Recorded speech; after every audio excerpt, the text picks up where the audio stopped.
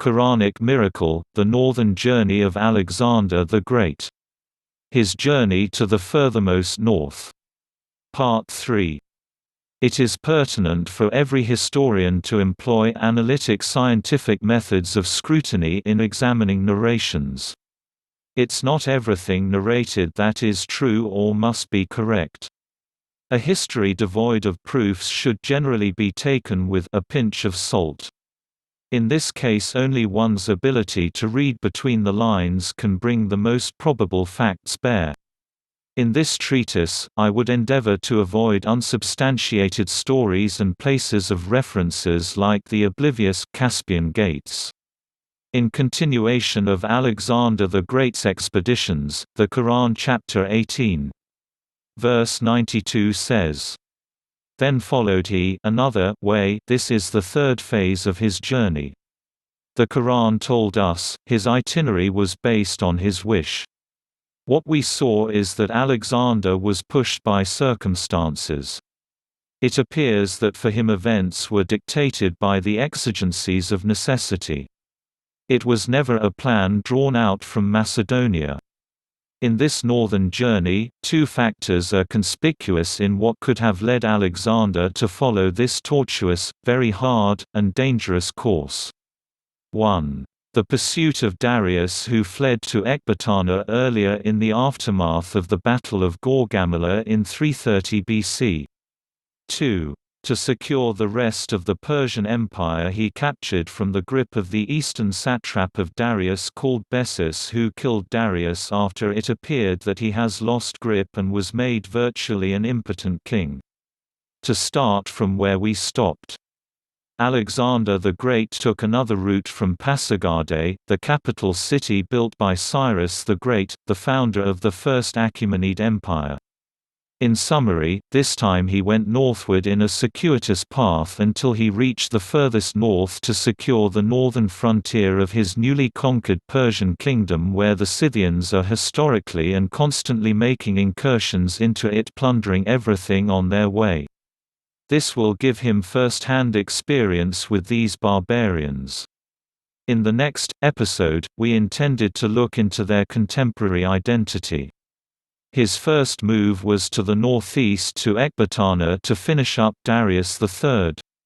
After the Battle of Gaugamela, in the spring of 330 BC, Darius fled to Ecbatana, modern Hamadan. There Alexander met Darius has already fled again north towards the Caspian Sea. Here somewhere near Rege, Iran, in the heart of Hyrcania, Alexander was purported to build Caspian gates, whose geographical identification remains oblivious.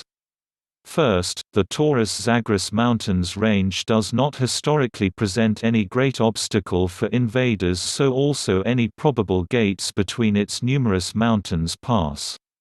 He, therefore, set off in pursuit of Darius.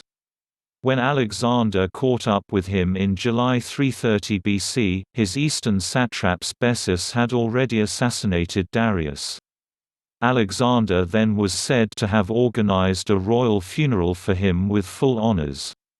He then went on in pursuit of Bessus, who has declared himself the next king of Persia. This will eventually take him to the furthest north, where he will eventually come into direct contact with the Scythians. At the Caspian Sea, Alexander became interested in the geography of the location of the Eastern Ocean, and its relation to the Caspian Sea. Consequently, he pushed eastward and for 3 years campaigned in northeastern Iran. He secured the region, founded cities, and established colonies of Macedonians. The route he took to furthest north, first from Pasargadae to Espadana. The Macedonian army headed north and occupied the city of Espadana, now known as Isfahan. Then moved on to Ecbatana. Here he met that Darius has already fled the town, going further north towards the Caspian Sea. Then went on to Regi. Presumably passes the Caspian Gates. Then to Hekatumpelos. Then to Zadrakata by the Caspian Sea. Then to Susia. Then to Alexandria in the Aria region. then to Alexandria Prophasia in Drangiana region. He arrived in Drangiana in November 330 BC on his way to Kandahar. Alexandria Prophasia. The citadel of Alexander in Farah, Afghanistan. Alexander arrived in Drangiana in November 330 BC on his way to Kandahar. Then to establish Alexandria in Arachosia region. Then to Alexandria in Opiania, now Ghazni.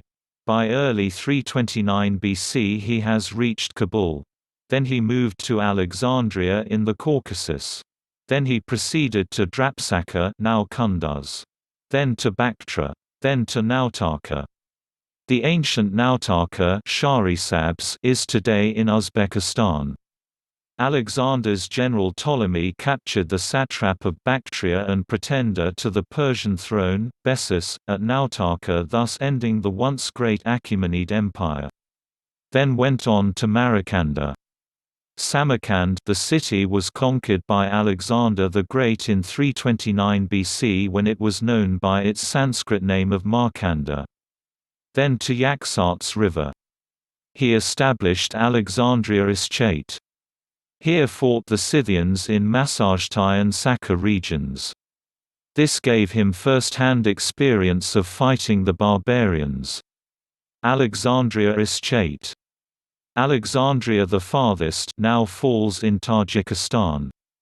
Here, when the Macedonian army of Alexander the Great reached the Yaxartes River in 329 BC, after traveling through Bactria and Sogdia without meeting any hostility, they met with the first instances of barbarian resistance to their presence. Alexander was wounded in the fighting that ensued and the barbarians took to massacring the Macedonian garrisons stationed in their towns. As the rebellion against Alexander deepened, it spread through Sogdia, dipping it into 2 years of fighting, the intensity of which exceeded any other battle of the Anabasis Alexandri. On the shores of the Seir Darya Yaxartes River, Alexander placed a garrison in the city of Cyrus, Syropolis in Greek, which he then renamed after himself Alexandria Ischate, the farthest Alexandria, in 329 BC.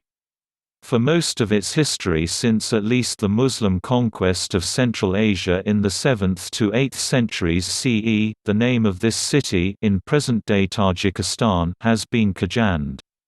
This part 3 of his journey, which took him to the extreme northern frontier of the defunct Persian Empire, will be an adjutant to understanding the Quranic miracle in the next part coming soon. Allah's willing.